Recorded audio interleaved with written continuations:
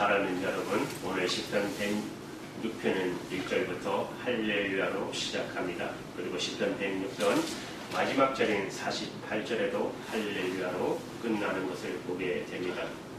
이 시편 말씀 내용을 보면 좀 어둡고 인간이 갖고 있는 그 모습이 엄청나게 하나님을 향하여 적대하는 모습으로 나타남에도 불구하고 이렇게 하나님을 향하여 찬양하고 노래할 수 있을까요? 그것은 본문 1절에 보여주신 것처럼 하나님의 선하시고 인자하심 때문에 그렇습니다. 여러분, 어떨 때 하나님의 인자하심이 우리를 감격스럽게 할까요? 하나님의 선하심과 우리를 긍휼히 여기심, 어떨 때 우리 안에 찬양으로 바꿔지게 될까요? 그것이 고맙고 그것이 감사한 이유는 내 죄악의 깊이를 깨달을 때, 내 죄악의 엄청난 그 죄악의 양이 큼에도 불구하고 하나님께서 그 죄악을 용서할 때, 내가 속한 공동체의 악이 엄청난 하나님의 향한 불인 것을 깨달으면서 그럼에도 불구하고 하나님이 다시 이 공동체를 사랑해 주실 때, 그것이 교회일 때, 그것이 우리 민족일 때, 이 시편 기자가 하나님 앞에 감사하는 모습이 우리들의 것이 될 수가 있는 것입니다. 여기 보면 자기의 죄악뿐만 아니라 자기의 민족의 죄악을 낱낱이 고백하고 있습니다. 여러분, 시편 105편과 106편 오늘 본문은 자기 민족의 역사를 돌아보면서 우리 민족이 얼마만큼 하나님 앞에서 범죄하였는가, 자기 민족에 대한 역사를 보면서 고백하는 시인 것입니다. 오늘 시편 기자는 자기와 자기 민족의 죄를 낱낱이 고백하는데요. 그것은 자기와 자기 민족이 이렇게 많은 죄를 지은 민족이다, 이것을 말하려는 것이 아니라 우리 민족이 이렇게 못되고 정령으로 가득 차고 우리 민족이 하나님을 거역했음에도 불구하고 하나님께서는 나 같은 사람, 우리 민족을 버리지 아니하시고 나를 찾아오시고 우리 민족을 찾아주시고, 이 하나님에 대한 찬양 때문에 자기의 죄를 확실하게 더 깊이 있게 하나님 앞에 고백할 수밖에 없다고 시인은 고백하고 있는 것입니다. 나는 죄인이다. 나만 죄인이 아니라 내 민족도 죄를 범한 그런 못된 민족이다. 여러분, 6절 말씀을 보시면 이렇게 죄를 고백합니다. 우리가 우리의 열조 조상들처럼 범죄하여 사특 사악을 행하여 악을 지었나이다. 아주 큰 악을 행했다는 것입니다. 나도 행했고 우리도 행했고 우리 민족의 조상도 똑같은 죄를 행했다, 이렇게 되어 있으면서 7절의 말씀을 보면 세 가지의 죄에 대해서 말합니다. 여러분, 우리가 하나님 앞에 지은 죄도 이 세 가지에 속할 것입니다. 어떤 죄인가 우리가 한번 생각해 보시겠습니다. 첫 번째 7절의 말씀에 보시면 우리 조상들이 애굽에 있을 때 주의 기한 기사 일들을 깨닫지 못하며, 여러분, 이 말씀의 뜻은 무엇이냐면 생각이 없는 것, 깨닫지 못하는 것. 여러분, 우리의 믿음이란 깨닫게 해주는 것입니다. 예수 믿는 사람들이 깨닫지 못하면, 생각이 없으면 진정한 하나님의 뜻을 헤아릴 수가 없는 것입니다. 하나님이 우리를 도와주셨음에도 불구하고 하나님이 돕지 않았다고 뻔뻔하게 이야기하고, 하나님이 지금까지 우리를 보호하셨는데도 그것은 내가 잘나서, 내가 잘해서, 내 공로라고 자기 자랑을 하고, 그때 하나님의 마음이 아프시고 그것이 우리의 죄악이라고 고백하고 있는 것입니다. 하나님이 너희를 종되었던 애굽 땅에서 인도해 낸 것이 하나님이신데 너희들이 도대체 하나님의 그 기사와 하나님의 능력을 깨닫지 못한다. 생각이 없다는 것입니다. 도대체 생각이 없다. 하나님에 대해서 도대체 생각이 없다라는 것이에요. 하나님에 대해서 도대체 머릿속에 들여놓을 자리가 없다고 그렇게 비판하고 있는 것입니다. 깨닫지 못하는 죄, 이것은 모든 우리 삶에서 필요한 것입니다. 여러분, 부모님의 은혜를 깨닫지 못하면 불효자가 되는 것이고, 교회에서 하나님의 주신 은혜를 깨닫지 못하면 내 안에 감사가 생기지 않는 것입니다. 그래서 이 깨닫는 것, 생각하는 것, 여기에서부터 모든 우리의 은혜가 시작되는 것입니다. 두 번째 죄는 비슷한 것 같은데 조금 다릅니다. 망각하는 죄. 7절 후반절을 보면 주의 크신 인자를 기억하지 아니하고, 깨닫는 것은 현재 적이라고 말할 수 있습니다. 그러나 망각하는 것은 하나님께서 과거에서부터 지금까지 나를 도와주신 그 모든 것을 다 잊어버렸다는 것이에요. 저도 잘 잊어버리는 사람인데 하나님께 참 감사한 것은 하나님에 대한 사랑, 그리고 이거에 대해서는 망각하지 않으려고 굉장히 애를 씁니다. 왜냐하면 다른 것은 다 잊어버려도 하나님에 대한, 하나님이 나를 사랑하시고 하나님께서 지금까지 나를 지켜주셨다는 것을, 그래서 저는 이렇게 생각합니다. 다른 사람은 모르겠지만 신앙은 기억이다. 불신앙은 망각이다. 잊어버리는 것이에요. 왜 그렇죠? 여러분, 결혼생활도 결혼식을 할 때는 세상에 평생 한마음으로 내 아내를, 내 남편을 사랑할 것처럼 고백합니다. 그래서 처음 사랑을 평생 유지할 것 같이 고백하는데 1년이 지나고 2년이 지나고 여러 번 시간이 지나면 자꾸 잊어버리고 망각해버리게 됩니다. 그러면서 우리의 사랑이 뚝뚝 떨어지게 되는 것을 경험하게 되지 않습니까? 여러분, 신앙이란 늘 처음 사랑, 그리고 하나님께서 나를 어떻게 도우시고 이끌어 주셨는가를 기억하는 데 있어요. 그래서 시편 기자는 여기 7절의 말씀에 주의 크신 인자를 기억하지 아니하고, 바로 기억하지 않는 것이 죄라고 말씀하고 있는 것이에요. 여러분, 13절의 말씀을 또 보시면 그가 행하신 일을 곧 잊어버리며, 여러분, 있는 것, 하나님의 사랑하심과 하나님의 도우심과 하나님의 인도하심을 우리가 갖고 있는 불신앙의 하나의 구체적인 증거라고 말씀하고 있는 것이에요. 그래서 여러분, 그러나 여러분, 좋으신 하나님은 너는 나를 잊었지만 나는 너희를 잊지 않으신다고 말씀을 통해서 하나님께서 말씀하십니다. 여러분, 시편 106편 45절에 보시면 저들을 그들을 위하여 그 언약을 기억하시고, 인간들은 하나님을 자꾸만 망각해버리지만 하나님은 거꾸로 인간을 끊임없이 기억하는 것, 이것이 하나님의 은혜라는 것입니다. 이것이 하나님의 사랑인 것입니다. 여러분, 세 번째 죄는 7절 마지막 구절에 거역하는 죄입니다. 바다 곧 홍해에서 거역하였나이다.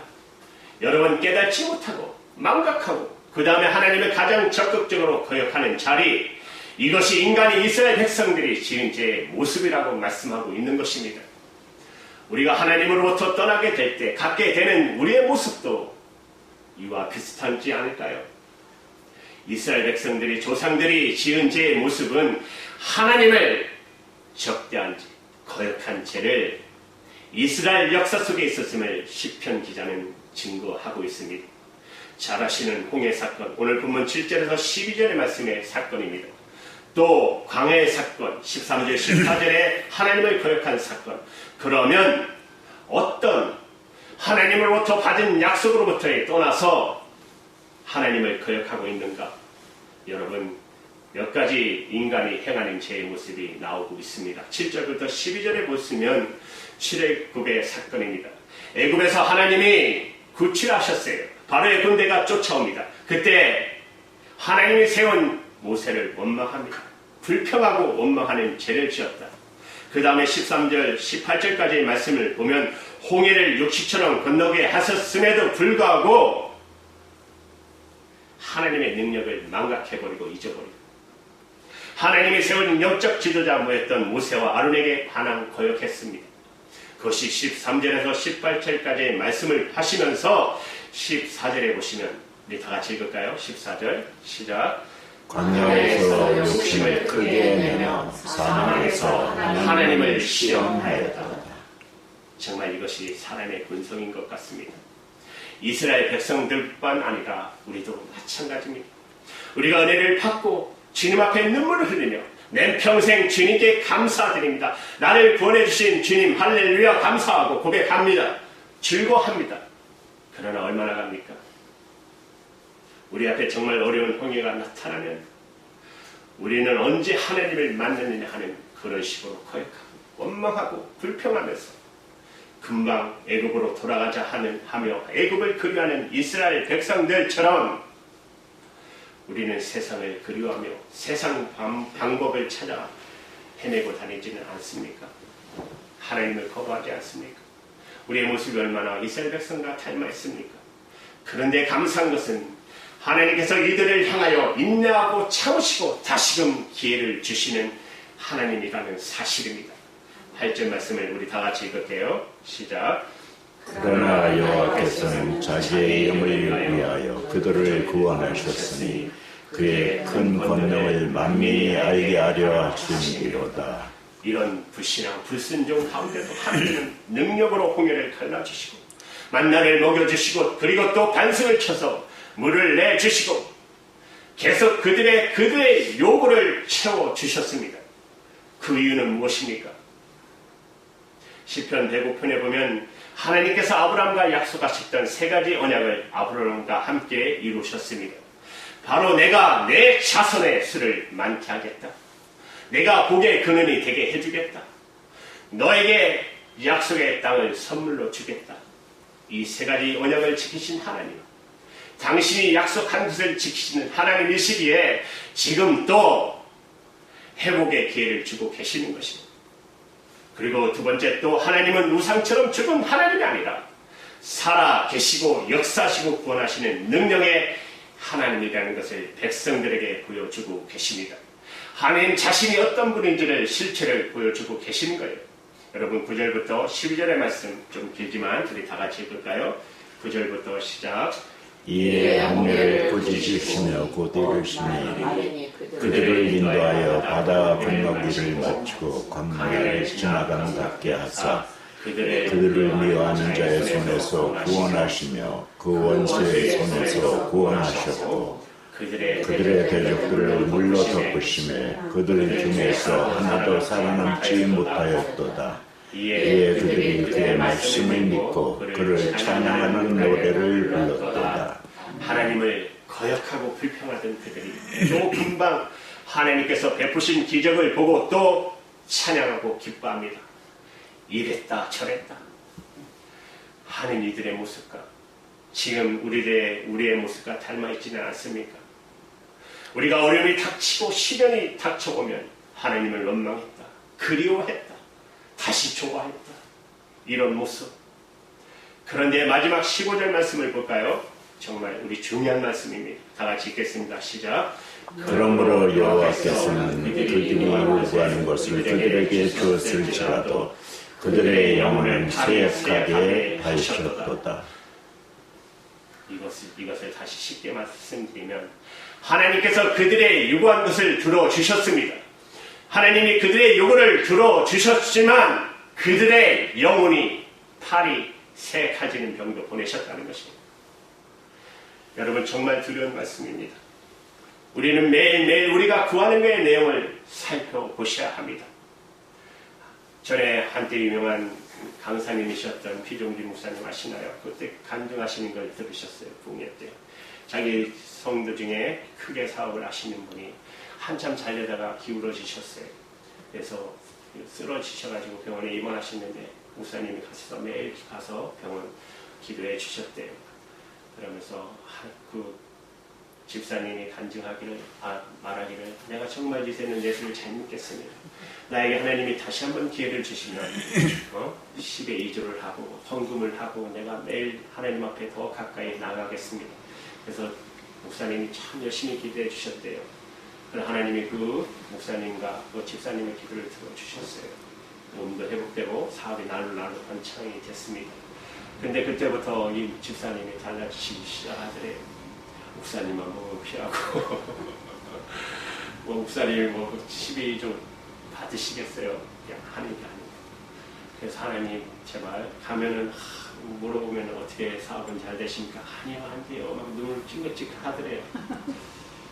그러더니 정말로 하나님이 그러신 물을 다시 한번 깨우치려 주시려고 그런지 모르지만 한 눈 쪽에 실명을 들으시면서 그러시면서 그 목사님이 그런 말씀하셔요. 영적인 것을 구할 것을 내가 잘못했다. 육적인 것이 중요한 것이 아닌데 여러분 우리가 조심해야 될 게 이것입니다. 육적인 게 풍성해지면 영적인 게 무너지게 됩니다. 여러분 유럽만 보셔도 아시잖아요. 유럽이 얼마나 잘 삽니까? 이제 영적인 거 다 까먹었어요. 하나님의 성경을 믿지 않습니다. 그냥 교회는 다 사라졌습니다. 여러분 영적인 것을 구하시기 바랍니다. 여러분 왜냐하면 우리가 구하는 것은 늘 우리도 육신의 것을 구하고 있다면 하나님께서는 어떨 때 우리가 금식하며 매달리며 하나님께 기도할 때 허락하실 때가 있습니다. 그렇지만 우리의 육신은 잠시 배부르고 기쁠지 모르지만 우리의 영혼은 계속 목마르고 메말라 가게 될 수 있다는 사실입니다. 그래서 우리가 구할 것은 더 이상 육신의 것에 매달려 물론 육신의 것 필요합니다. 하지만 그것이 다가 아니라는 것입니다. 육신의 것보다 먼저 하나님의 나라와 의를 구할 때 이 모든 것을 더해 주신다고 하셨던 하나님의 약속의 말씀을 붙잡고 기도할 때 우리의 영혼은 더욱 풍성해질 것입니다. 우리 신앙이 성장하기 시작할 것입니다. 하나님께서는 우리의 영으로 나타나 주십니다. 영의 그 세계는 믿음의 세계입니다. 믿음으로 살 때 우리의 믿음이 점점점 성장하는 것입니다. 육신의 것을 붙잡고 매일매일 그것만을 기도하며 인생을 허비한다면 여러분 우리의 영은 점점 하나님과의 관계가 멀어지게 될 것입니다. 지금 그것을 15절에서 시편 기자는 말씀하고 있는 것입니다. 그들의 영혼은 팔이 쇠약하게 하셨도다. 사랑하는 여러분, 저와 여러분, 우리의 영혼이 주님 안에서 목마름이 채워지고 풍성해져 충만함을 경험하는 저와 여러분 되시기를 축복합니다. 여러분 이제 기도할 때 육신의 기도의 제목 다 내려놓으시고 하나님 앞에 그 나라와 의를 먼저 구하는 저와 여러분 되기를 바랍니다. 이 땅에 고통받는 자들, 아픈 자들, 나보다 더 어려운 자들, 가난한 이웃들, 이 팬데믹으로 해서 얼마나 많은 사람들이 굶주리고 배고파하고 병들어 죽어가고 있습니까? 눈물을 가지고 하나님의 심정, 예수님의 심정으로 여러분 하나님의 인자하심과 선하심을 닮아 날마다 그렇게 기도하시면 저와 여러분 되기를 바랍니다. 그러면 믿음의 복이 여러분에게 충만하게 임하게 될 것입니다. 이런 놀라운 축복이 저와 여러분에게 충만하게 임하기를 주님의 이름으로 축복합니다. 기도하겠습니다.